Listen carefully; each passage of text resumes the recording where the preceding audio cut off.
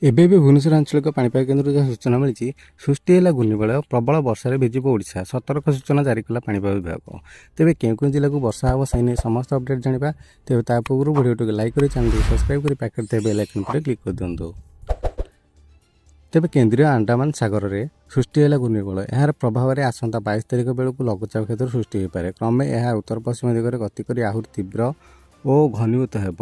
ଏହାର ପ୍ରଭାବରେ ଆସନ୍ତା 23 ତାରିଖରୁ 3 ଦିନ ଯାଏଁ ରାଜ୍ୟରେ ପ୍ରବଳ ବର୍ଷା ସମ୍ଭାବନା ରହିଛି। ଭୁବନେଶ୍ୱର ଆଞ୍ଚଳିକ ପାଣିପାଗ କାର୍ଯ୍ୟାଳୟ ପକ୍ଷରୁ ସୂଚନା ଦିଆଯାଇଛି। ଆସନ୍ତା 23, 24 ଓ 25 ତାରିଖରେ ଉପକୂଳ ଓଡ଼ିଶା ସହ ପାର୍ଶ୍ୱବର୍ତ୍ତୀ ଜିଲ୍ଲା ଓ ଆଭ୍ୟନ୍ତରୀଣ ଓଡ଼ିଶାରେ ବି ପ୍ରବଳ ବର୍ଷା ହେବାର ପୂର୍ବାନୁମାନ କରିଛି ପାଣିପାଗ ବିଭାଗ କେନ୍ଦ୍ର।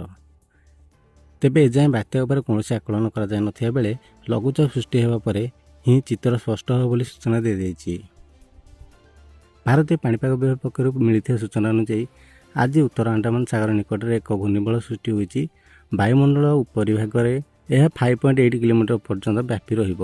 ଏହା ଧୀରେ ଧୀରେ ଉତ୍ତର ପଶ୍ଚିମ ଦିଗକୁ ଗତି କରି ଆସନ୍ତା 21 ତାରିଖରେ ଏକ ଲଘୁଚାପ କ୍ଷେତ୍ରରେ ପରିଣତ ହେବ।